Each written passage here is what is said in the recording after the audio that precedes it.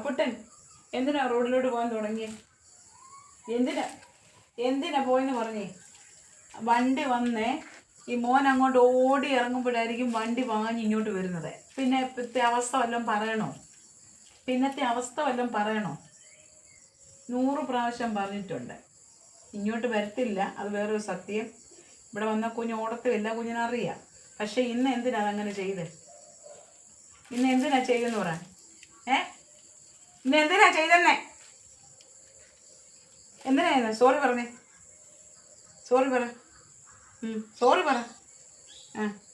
പറ. സോറി പറ. ഇങ്ങനെയാണോ സോറി പറഞ്ഞേ? കൈ തന്നിട്ട് കൈതാ. ഇറങ്ങി പോവാ. കൈ തരാൻ പറ്റത്തില്ല. സോറി പറ. ഇനി പോന്നോ? ഇനി പോവല്ലോ കേട്ടോ. ഇനി പോകരുത്. ബൈബി.